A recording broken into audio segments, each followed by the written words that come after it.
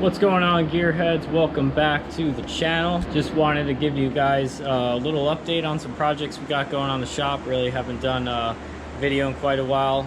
We dropped one I think last week doing some headers on a C7 Grand Sport, but other than that, really haven't been keeping you too much in the loop. I got some parts for the C6Z, which I'm pretty excited about. I really haven't done anything to the car in quite some time now. I think the last thing I really did was put the I did the powder coat in the wheels and put new tires on it. You know, basic fluid changes, stuff like that, but we really haven't done any performance mods to the car in quite a while. So we're itching to get back into the engine and do a little something else to it. So the car right now is basically just running the heads cam package. So I had the heads done at Texas Speed, and I got a cam motion cam in there. It's got long tube headers, coarse exhaust, and just a K&N air intake, but the intake manifold and the throttle body are stock. So right now, with the way the build is set up, that's more than likely our choke point for making some more power. So adding a intake and a throttle body should help out with that and give us a little more power and probably help the engine breathe a little better, just because of the size of the cam, the lift and the duration, everything like that. I think the engine really probably wants a little more air than the intake can provide with the stock setup. So I'm kind of curious to see how this setup's going to work on the car. So let's show you guys what we got picked out and what our plans are. So over here on the workbench, we got a fast LSXR 102 manifold. I picked this up off Marketplace for around 850 bucks, I think it was. And I also got the fast fuel rails included with it, which was, I think, a pretty good deal. I think I'm still gonna need some fittings and miscellaneous pieces of hardware here and there. The guy sent me a bag of hardware with it, but I don't know, to me it just seems like not everything is here. So I got to play around with it, and I'm basically going to dress it out here on the workbench, have everything kind of fitted up, ready to go, and then all I got to do is basically swap it. So I'll have throttle body on it, I'll have the injectors, the fuel rails, hopefully the plumbing stuff I need, and then I can basically just pull the other one off the car, put this one on, and we'll be good to go. We'll have to swap out the map sensor. We got the vacuum hose on the back they'll have to transfer over, a couple little odds and ends, but I don't think it'd be that big of a deal. Obviously, we've had the engine apart before, so this is nothing new. I also got a fresh set of plugs for it because I'm going to do just kind of just a basic tune-up, oil change, fresh set of plugs. We'll check everything over.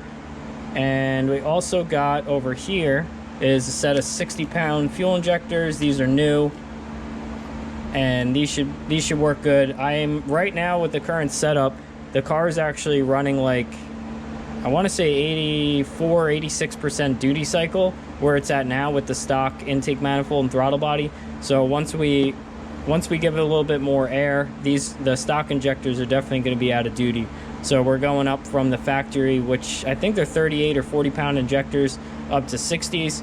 So that should help out with that. We shouldn't need any more injector than that for the stock NA setup. I think we'll be fine there.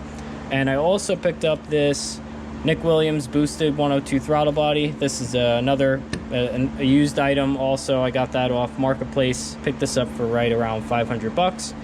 And the injectors, I don't remember the price exactly on those, but you know, it's just standard for the injectors. These were new.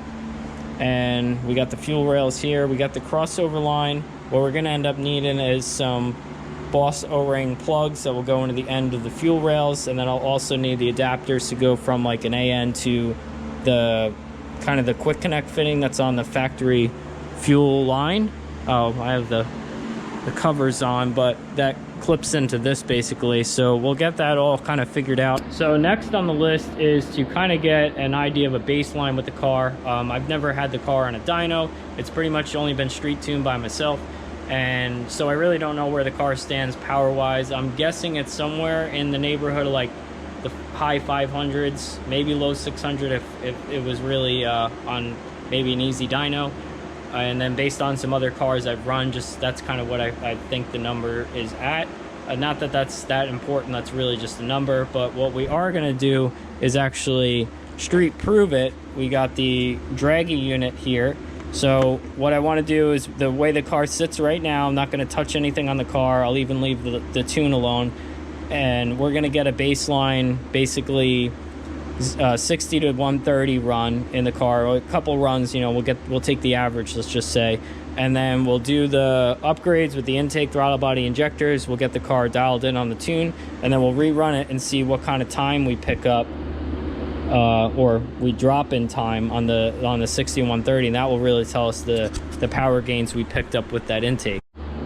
So that's where we're sitting with the car for now and the future projects. So I'm pretty excited about this. I think you guys will really like to see that too, and actually get some real world street data on the car, and then compare it when we bolt on the new parts, and really get some good results, I think, from seeing what are you actually going to pick up spending, say, close to $2,000 on an intake setup on one of these heads cam cars. Or maybe it's just worth keeping the factory intake, because you're not really gaining all that much. And obviously it's always about that horsepower for dollar number, at least for, you know, the kind of hobby guy. If you're a racer and you want every last horsepower you could get out of the car, that might be a different story, but that's not really what I'm shooting for here. So thanks for checking out this quick little video. Just wanted to give you guys an update what's going on in the garage and future plans we got for the car. So definitely check these out, stay tuned, and I'll see you on the next one.